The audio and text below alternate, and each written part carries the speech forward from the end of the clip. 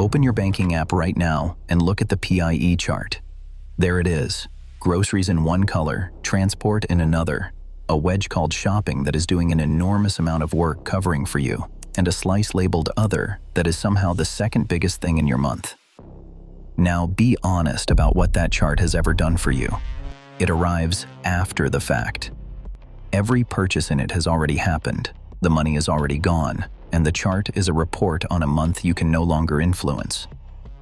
You look at it, you feel a small, identifiable pang, you close the app, and then you buy something on Thursday that will appear in next month's chart in the same wedge, in the same color, producing the same pang.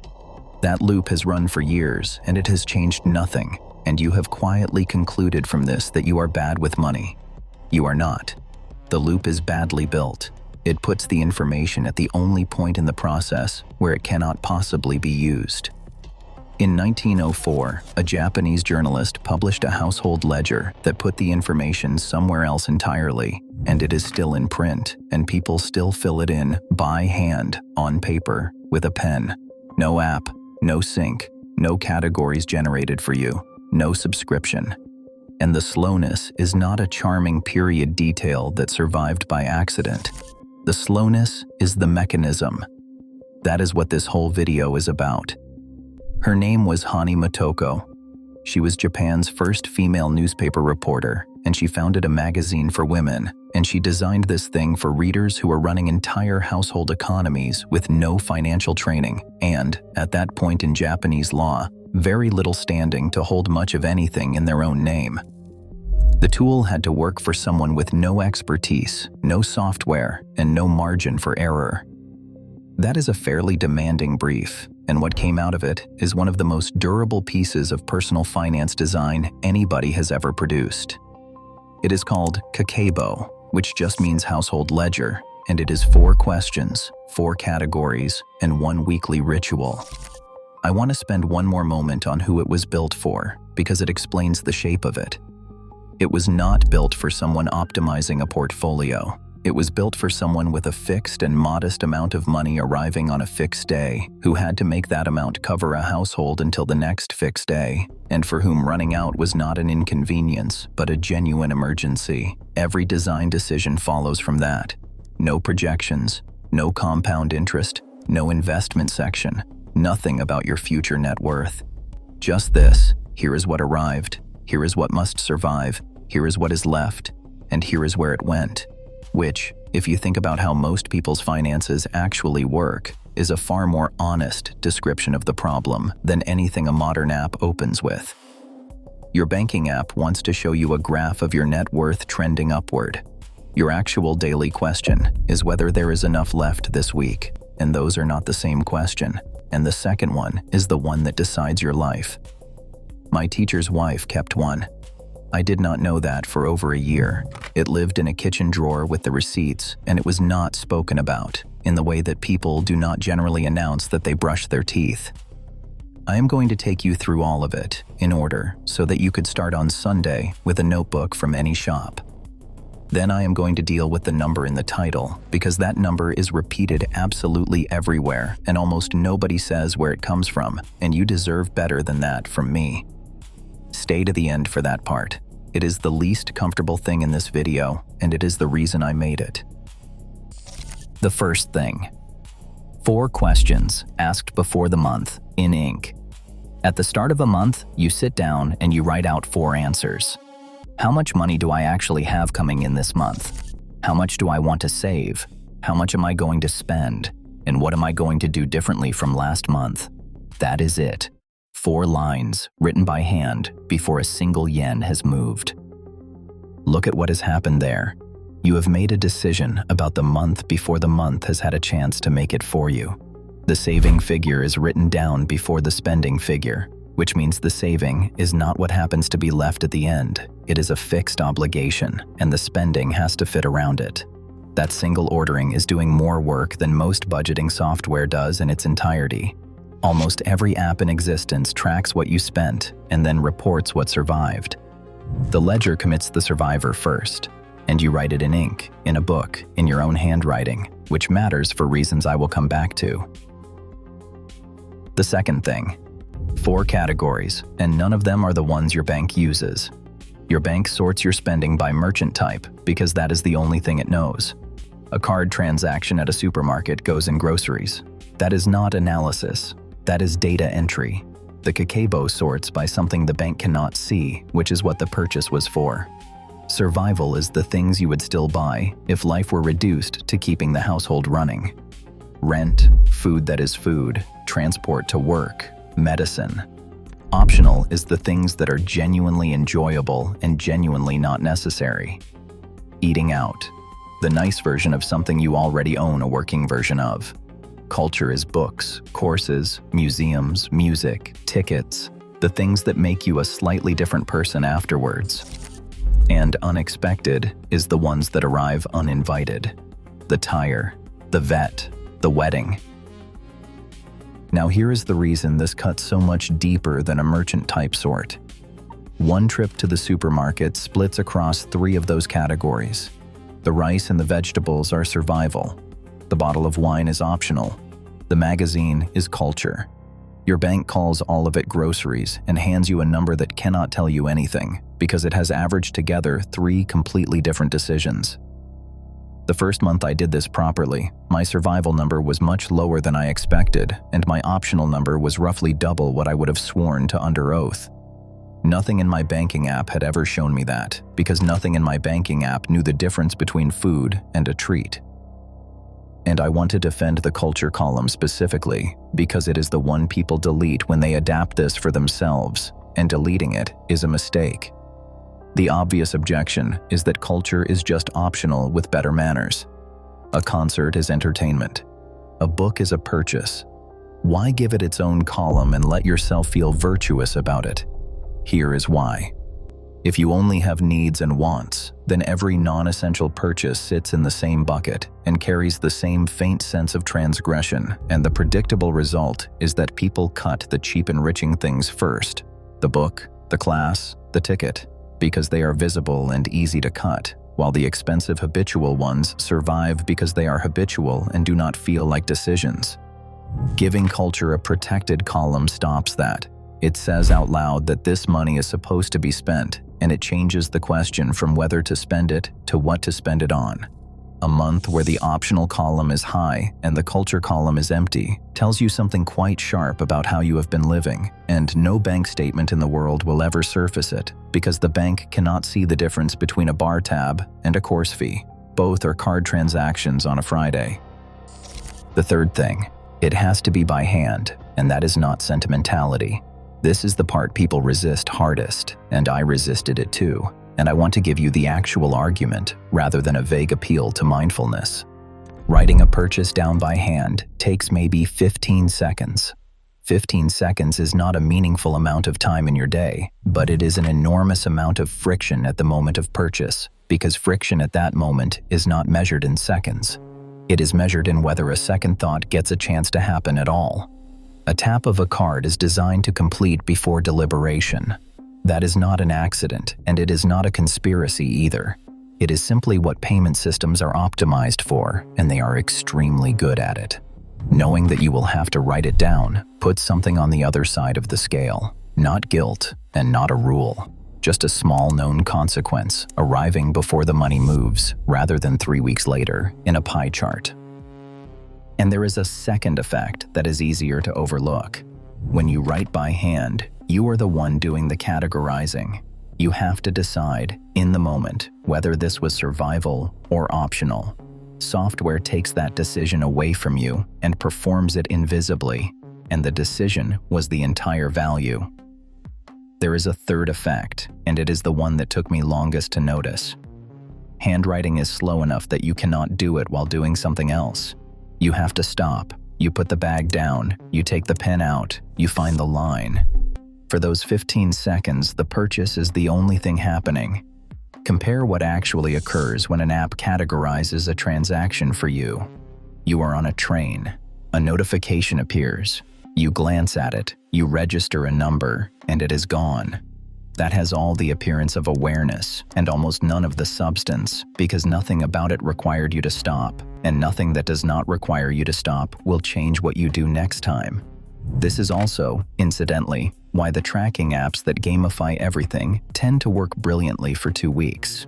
They make the recording effortless, which is presented as the feature, and effortless recording produces effortless forgetting. The friction was not a flaw in the old method that technology has now solved. The friction was doing the job. So if you take one thing from this whole video, take that. Do not look for the least painful way to track your spending. The pain is load-bearing. The fourth thing, the money is physical, at least at first.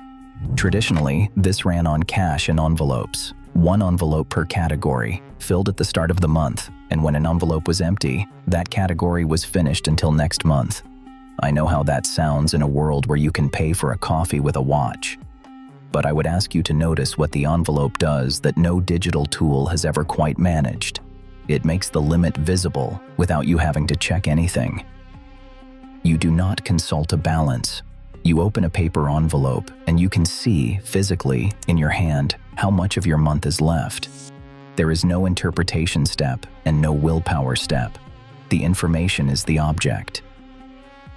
Every digital attempt to reproduce this, the ring-fenced pot, the spending alert, the little app that goes red, is trying to simulate an envelope, and all of them share the same weakness, which is that you can always tap once more and the system will let you. If cash genuinely does not work for your life, the closest honest substitute is a separate account per category with a card you do not carry. Not as good. Much better than nothing. The fifth thing, 6 minutes on a Sunday. Once a week, you sit down with the book and you total the categories for the week. That is the whole ritual, and it takes about 6 minutes once you have done it twice. The point of the weekly total is not the arithmetic. The point is that a month is far too long a feedback loop for a human being to learn anything from. If you review monthly, you get 12 pieces of information a year, and each one arrives too late to act on. If you review weekly, you get 52, and more importantly, each one arrives while there is still month left. Finding on the second Sunday that your optional category is 2/3 gone is actionable. Finding it on the 31st is just a description of something that already happened. This is the single change that makes the biggest difference for most people, and it is genuinely 6 minutes. There is a specific thing to do with the weekly total, and it is not to feel bad about it. Divide what is left in each column by the number of weeks remaining. That is your per-week allowance for the rest of the month, and it updates every Sunday. A heavy week does not blow the month. It just lowers next week's number, and you can see by exactly how much. That sounds trivial, and it changes the emotional character of the whole thing. Without it, overspending in week 2 produces a vague sense of having ruined something, and the standard human response to having ruined something is to stop looking at it, which is precisely how people abandon budgets in week 3 and not week 1. With it, overspending in week 2 produces a smaller number for week 3. That is all. There is nothing to feel. There is only a new figure, and the figure is still workable. The system absorbs the mistake instead of collapsing under it. My teacher would have recognized this immediately because it is the same logic as sharpening a knife before it goes dull. You are making small corrections continuously so that no large correction is ever required. A budget reviewed monthly needs heroic recovery. A budget reviewed weekly needs a slightly quieter Thursday. And there is one more reason the weekly cycle matters that has nothing to do with arithmetic. A week is short enough that you can still remember the purchases. Sitting down on Sunday, you can picture the Wednesday lunch and the Friday thing you did not need. Sitting down on the 31st, the first 2 weeks are a fog of numbers with no memories attached, and you cannot learn from a transaction you cannot recall making. The sixth thing, the column everybody leaves out. At the end of each month, there is a space for reflection, and it is where you answer the fourth question again. What will I do differently? Almost every English language version of the Kakeibo I have seen treats this as decoration. A nice little journaling flourish at the bottom of a page of numbers. People skip it. I skipped it for 2 months. It is the entire point. Every other part of this system is measurement, and measurement on its own changes nothing. Plenty of people track their spending in exhaustive detail for years and spend exactly the same amount because they have built a very precise instrument and never once turned the wheel.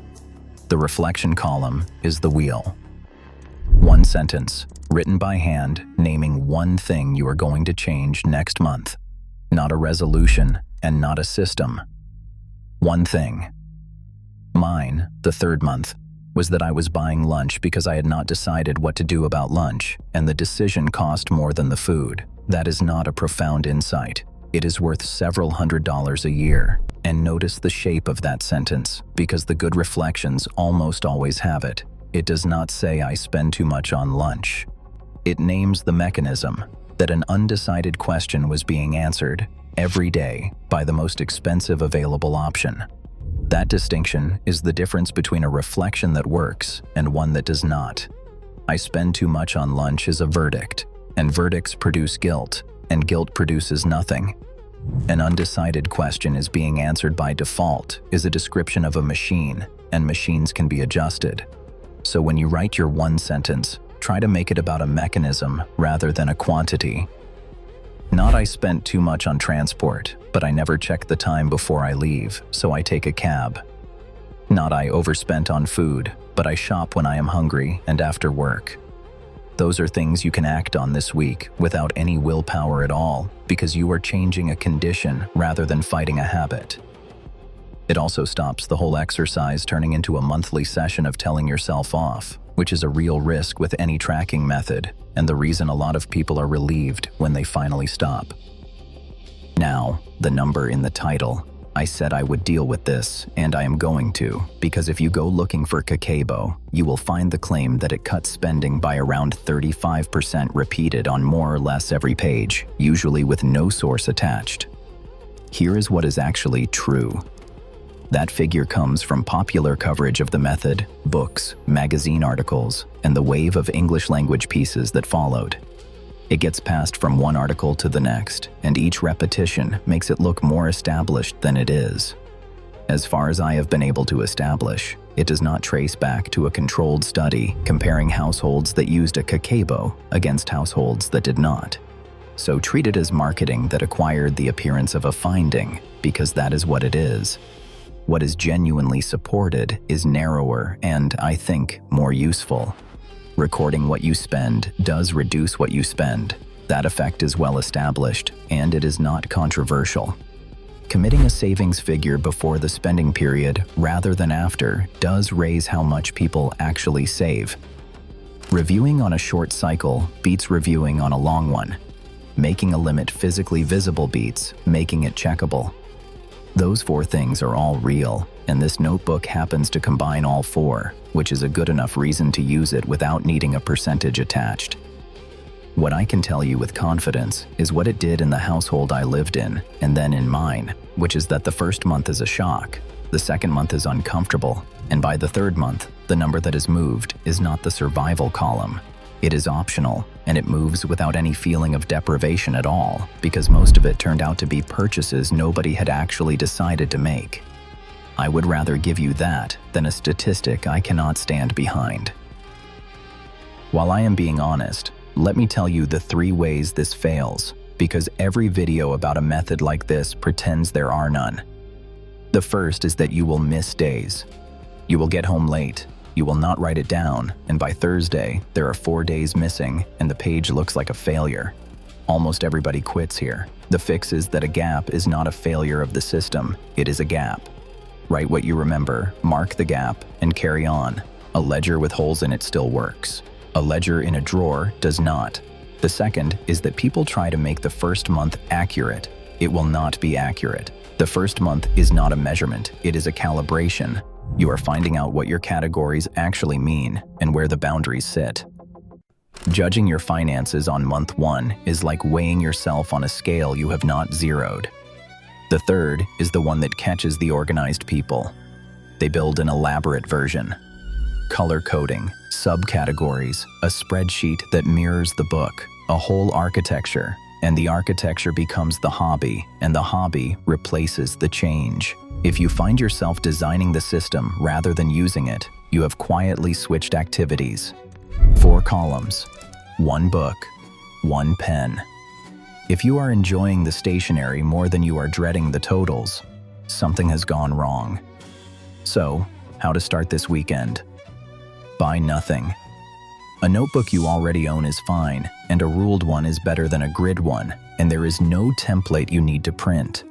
On Sunday, write the 4 questions at the top of a page and answer them for the coming month. Income. Savings target, decided first. Spending allowance, which is what is left. And one thing you are changing, Rule 4. Columns. Survival, optional, culture, unexpected. Then write down every purchase, by hand, on the day, for 1 month. Not from your statement at the end of the week, on the day, because the 15 seconds only does its work if it is close enough to the purchase to be anticipated. Total the columns each Sunday, 6 minutes. And at the end of the month, write 1 sentence about what you are changing, and then actually change that one thing. That is the whole system. It is 120 years old. It has no revenue model. Nobody is trying to sell you the premium tier, and it has outlasted every piece of budgeting software ever written, which is a fact I find genuinely funny. Now tell me something. Which of your 4 columns do you already know is going to be the embarrassing one? Just the category name in the comments: survival, optional, culture, or unexpected. I would put money on optional, and I would like to see whether I am wrong. And if this landed, send it to the person you know who has downloaded 4 budgeting apps this year and is still not sure where the money goes. Next time I am going to show you 11 things a Japanese household does to make a small space feel enormous. None of which require knocking down a wall, and all of which work in a rented flat you have to hand back exactly as you found it. The one I still use every single day takes 90 seconds in the morning, and it is the reason a room the size of your bedroom can be 3 different rooms before dinner. Until then, decide the saving first, and let the spending fit around it.